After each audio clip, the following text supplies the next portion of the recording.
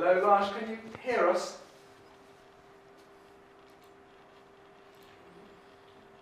You're muted.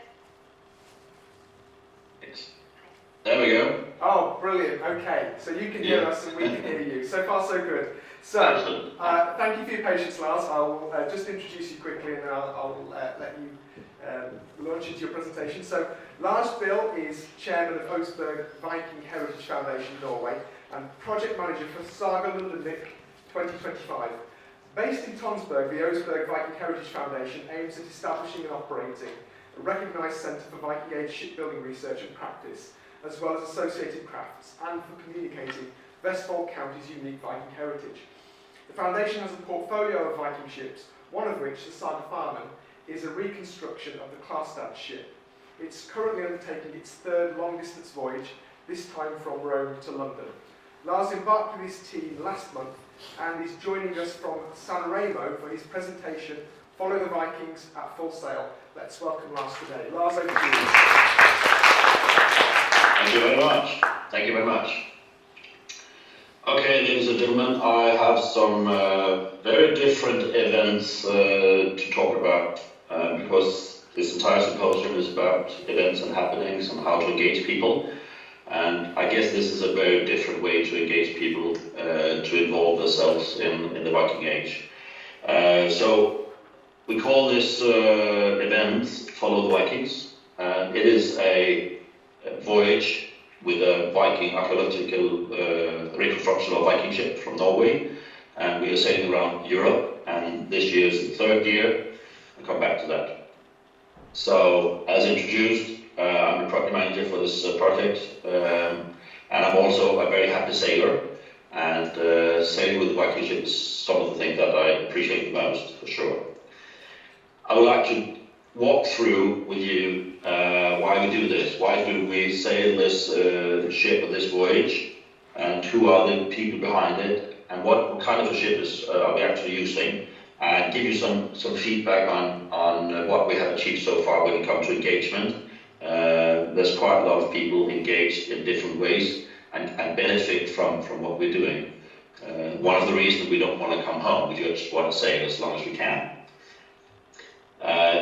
So first of all, the reason we want to do this is that we want to follow the Vikings. The Vikings traveled the world, and they actually did, make some changes in the world. They put down some marks somewhere. We would like to revisit some of these locations and talk to the people and see if there's still traces of that common heritage that we have with the Vikings. If it's in Italy, Greece, Turkey, wherever the Vikings were, what do they still have together with as a common heritage? And it's not the heritage discussed with professionals, archaeologists, scientists, stuff like that. It was people of the countries, people that meet us on the way, try to spread the word about, okay, we do have some history together. It might have been a little uncomfortable for some at the time, but now we're back and now we're friendly, and we can talk about what impact it made at the time. Also, for the time being, it is time for friendship. There's enough other stuff going on with the world, so traveling around right now, trying to create friendship and do that cross-cultural understanding is absolutely beneficial in the current time. So we are quite a lot of different people. First of all, it's the foundation itself who builds these Viking ships. The foundation is just a small foundation. It's all mostly driven by volunteers. But the foundation that owns the ship and take care of the formalities around the ship.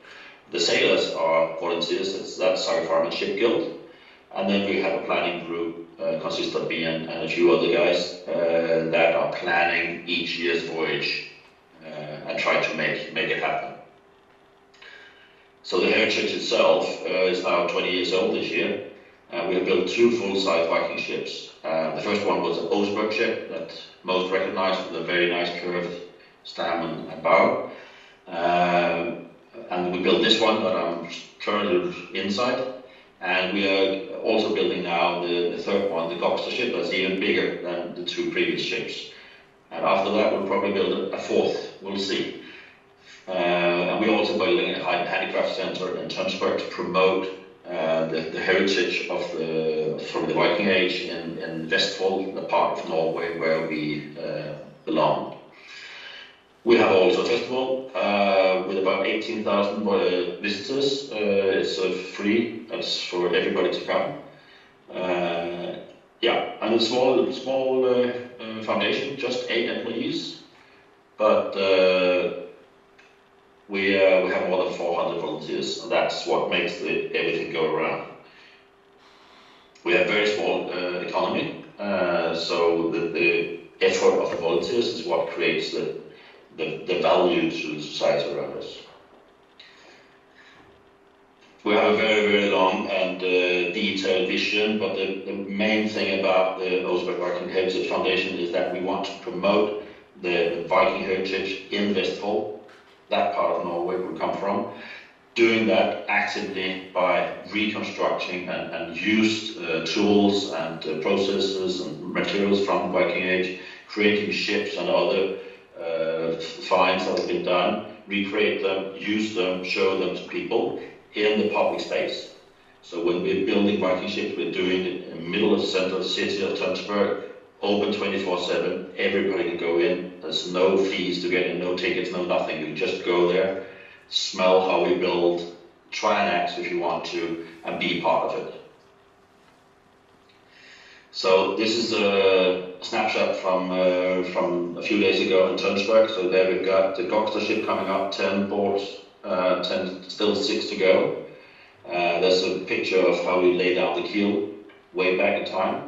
And from the scientists doing the reconstruction in cardboard to make sure that the whole shape and all the drawings are as precise as they can get, based on the material found in the grave of Gokstad. So when we build the ship, we'll build it precisely as the Viking did it, and the ship will be like it was before it was put in the grave 1,000 years ago, giving us the opportunity when sailing to actually feel exactly how that ship behaved 1,000 years ago in the same area, sailing the same waters as the Viking did. It's quite extraordinary. We also have a location, handicraft center in a neighbor city, the same here, close to the water. We bring in the timber, we use volunteers, we teach school classes and all people who want to learn about how the Viking do stuff, and they produce the raw planks and stuff for the Gokstad shipbuilding in Tønsberg, and we of course sail it up there to Tønsberg with Viking ship. So we try to get the entire process as it would have been 1,000 years ago. But of course in a modern shape, because we have to comply to rules and regulations, of course. So this is Tønsberg. This is where we're building the ships. We have got the municipality has invested 3 million euros now for the quay and harboring system, and we are now allowed to build those 2 houses on the picture as a handicraft center for the future.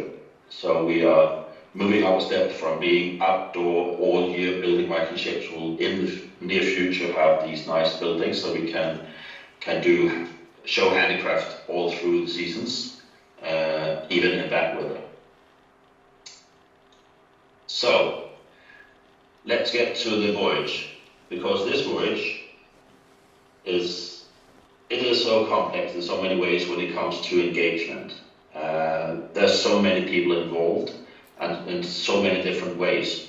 So I think that this way of promoting our heritage, it actually includes quite a lot of people, and a lot of people get benefit from what we're doing.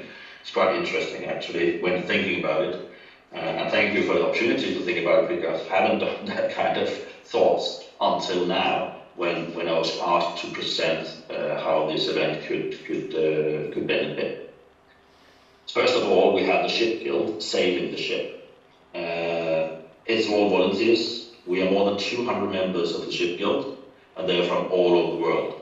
And every year we are picking up new members from new countries that we have passed through with the ship, people get engaged, say, oh, I want to be a part of this, how can I join in? And we open doors. It's very, very simple to be a part of this voyage. If you have the engagement, if you have social skills, you're welcome. That's all it takes. We'll teach you how to sail the ship, we'll teach you how to be on board the ship together with maybe 12, 15 other peoples for 2 weeks at a time, living closely together.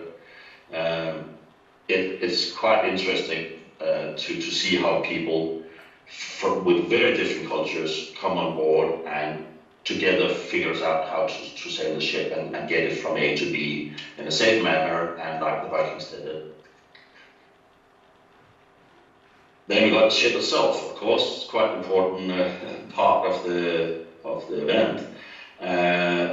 It was launched in 2018, but in 2023 it was tested out, and we were ready to start this expedition.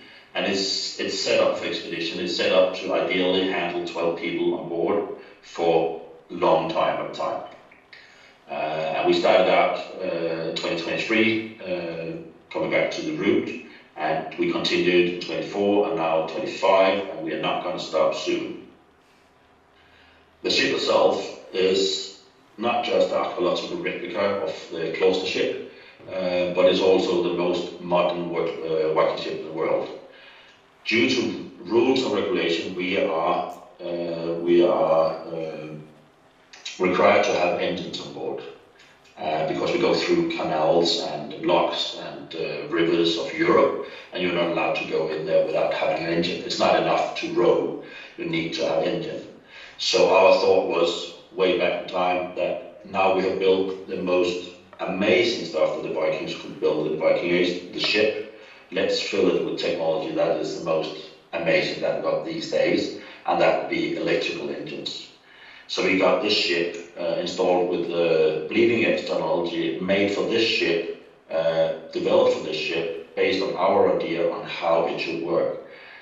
And that idea has now become this company Sea Drive that are now selling that kind of solutions to tender boats and all sorts of boats around Europe, based on an idea from us Vikings.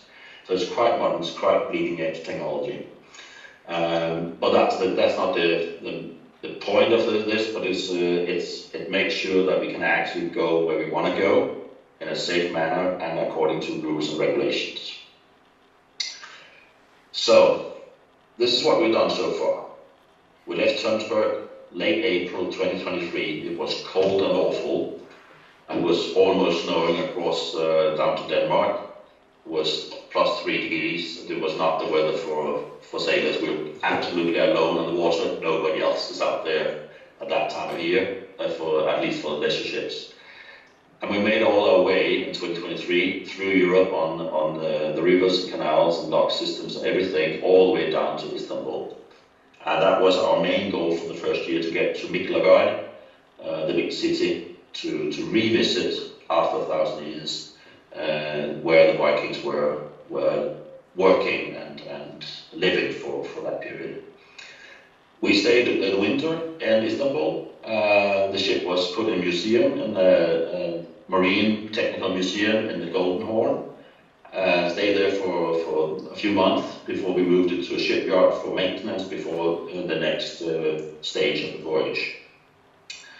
So last year we started out in mid-May from Istanbul and made it all our way to Rome, or to the harbour of Rome, Civitavecchia, where the ship has been this winter. Not in a museum, but in a marina, and we have done all the maintenance there and prepared for this year's voyage. And this year we're going to Rome. So this is the route for this year, and we are now halfway between Genoa and Nice, or close to Nice actually. We'll be there tomorrow. And we'll make our way through France all the way up to London. And we'll arrive in London in the end of August for some pretty spectacular events coming up in London for sure. So, the main thing here, how does this voyage engage people? And I have twisted mind to walk through all the engagement that we have seen during these 3 years of this voyage. So what we see is that we got quite a lot of sponsors, and they're just not involved for their own benefit. They actually are interested in what we're doing. So we actually engage them to understand why we're doing this voyage. We got all the authorities we get in contact with. They all ask questions about the ship. Where does it come from? How's it built? Why do we do this? So we get the opportunity to talk to quite a lot of authorities about the Viking ship, the stability of it, the maneuverability of the Viking ships, and all those things, to spread the knowledge about the Viking ship in a modern world, in a modern context. It's quite interesting. We got some very good discussion with modern engineers, ship engineers at authority level, discussing with us the capabilities of the Viking ship. Of course, our home municipality, the administration there, they're following us because we are leaving out of their city. They want us to promote, of course, the municipality we're coming from, and they're really engaged into our voyage. And the county itself, of course, the county has supported us financially, but they are also supporting us with like media response, media input, stuff like that. And we are actually doing a Viking show that we can bring along with the ship to put up in a harbour where local musicians, choirs, and stuff like that can engage and make a Viking show with our Viking ship as a part of the stage. So that's the county has provided us with that opportunity. And of course the population back home. We are on the radio, local radio for the region, for the county, every Wednesday morning to give an update on where we are in Europe, what has happened since last week, what are the most interesting things going on, engaging quite a lot of people back home. And then of course, and not to forget, the crew, because even though it's a ship guild, there's a lot of new people coming into the crew from all over the world that has no clue about the Viking ship when they arrive, and they get 14 days of intense learning on how to sail and behave on a Viking ship. So when they get back, they have much more understanding of the Viking ship, and they can talk about it and tell people stories about the Viking ship, how they worked, how they were used, and so on. And then of course we have all the participants to events, because as we go along the route, from time to time we have events. We have company events that uses the ship for product promotion, and we like to have the Viking ship as a stage for that. You have events like when ambassadors or embassies are using the ship to be a part of, telling the Norwegian story out there. And we got, just a few days ago, when all the schools of Andorra, 400 pupils came to the ship in groups of 15 during 2 days to learn about the Vikings and to come on board and to talk to us and to see how we're living and how we're doing stuff on board the ship. So there's a lot of event participants engaging in what we're doing. And then of course all the spectators. Everywhere we stop, people are coming to see the ship because we are not like anybody else. So right now, where we are in Sanremo, we are in the new harbour with all the big yachts, and they are all coming over to have a look at this strange ship that doesn't look like anything else here. And people coming down from the city, walking during the evening and stopping up and have a look at the poster, talking to us. So a lot of people along the route gets engaged. And of course we invite guests all the time. When we meet people in different settings, we bring them on board and we have the opportunity to tell about what we're doing.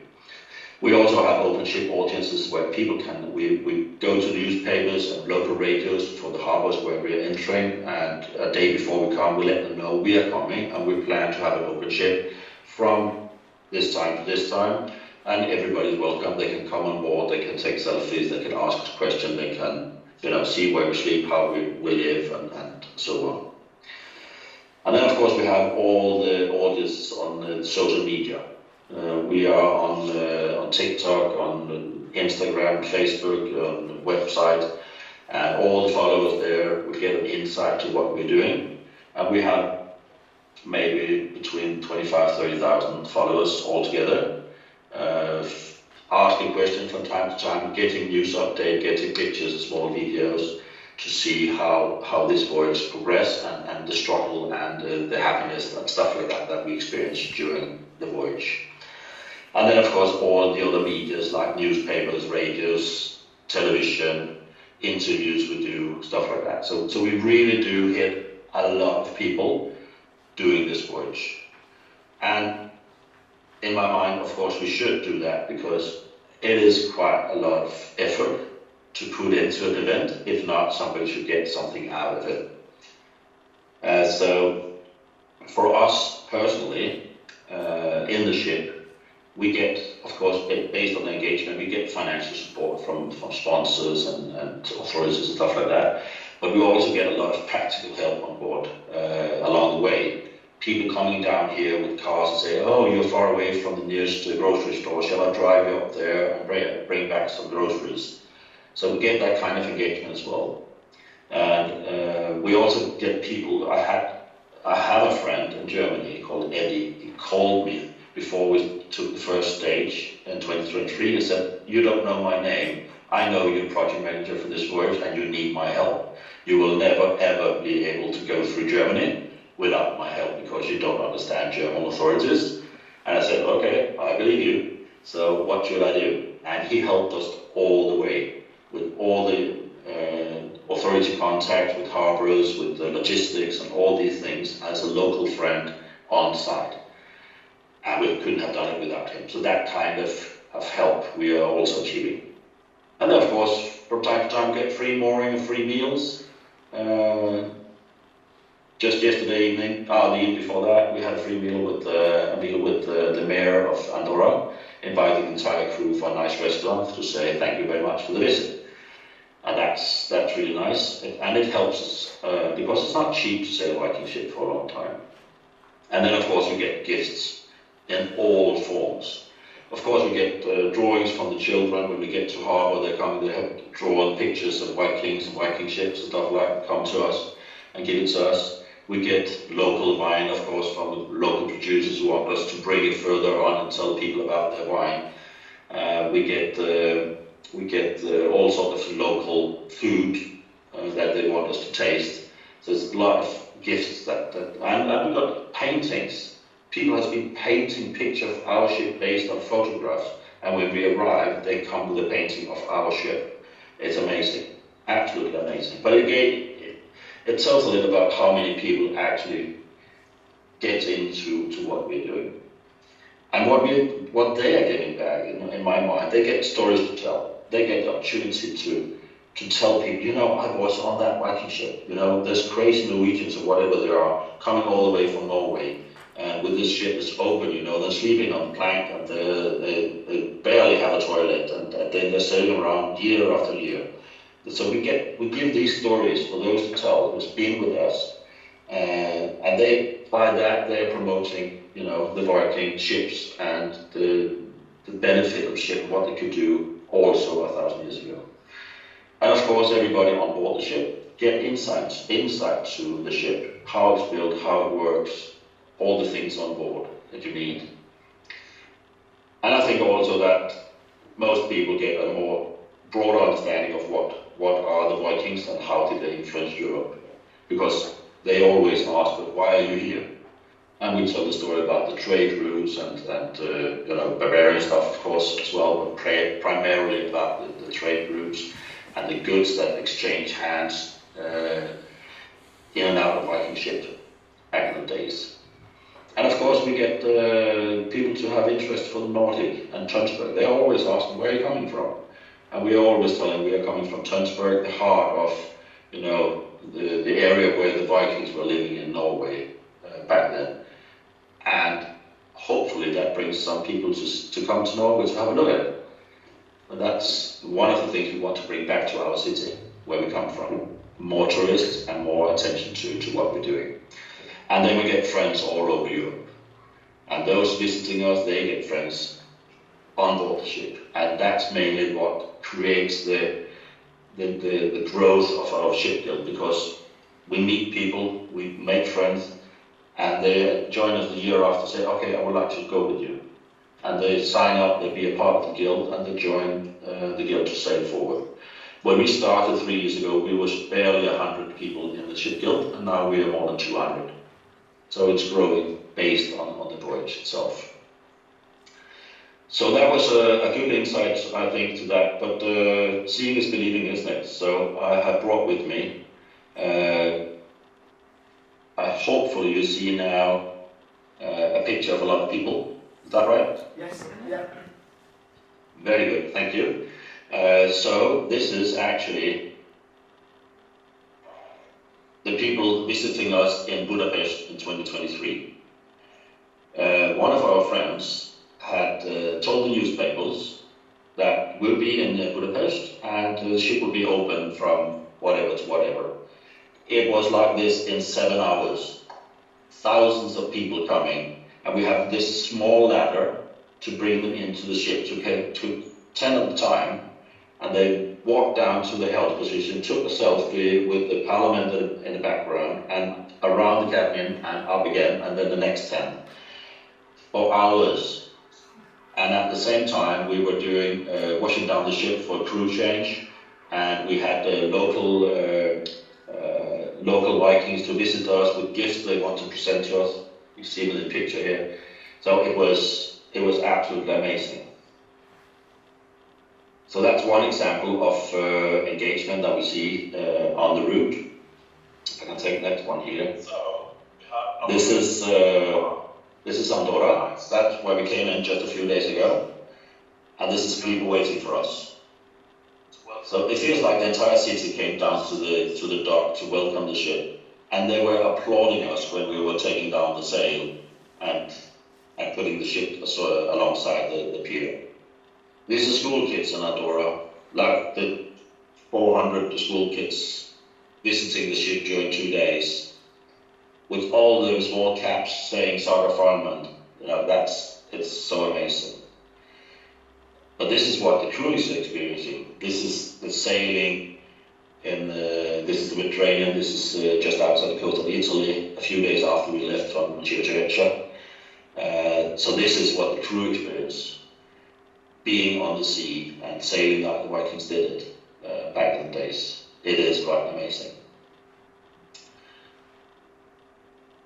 And finally, I have a few pictures for you to see as well.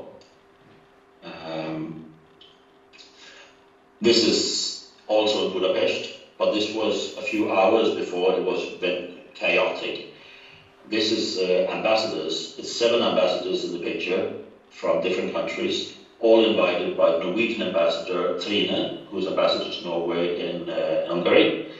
She invited her ambassador friends to a small session on board ship where I was to talk about the Viking ship and the voyage, and answering questions from embassies that has no relation to Vikings, like some of the African states having questions. Of course, they don't understand this concept of Vikings. Quite interesting, actually. Here's a picture of Olga and some Vikings, of course. And then, it's an amazing event, actually. The ambassador to Norway in Turkey, he invited for a company gathering for all Norwegian companies and Turkish companies with Norwegian trade to come to the pier. And he got a jazz band. It's actually 2 of the crew members, this singer in the front here, Neville, and one of the guitarists are both crew on board Saga Farmland, and they're professional jazz musicians. So they played music. The ambassador invited 150 businessmen, and they had this gathering for 2-3 hours, using the ship as a stage near to the event. So that's all the embassy people and the musicians. And then from time to time we meet people just coming on board. In this case it was all the Coast Guard people. they didn't arrest us, but they told us that we were doing stuff wrong. But after they told us and was very angry, they came on board for a photo. So they're also kind, for sure. And this is in Croatia, one of those open days where the kids coming on board, having a look at our Viking knives and weapons and stuff like that on board the ship, asking questions, looking at what we're doing, climbing around in the rig and having a fantastic time. And in that way, learn a little about what we're doing and why we're doing it. So, that was actually all I want to say. I hope I held myself within the time frame. Thank you.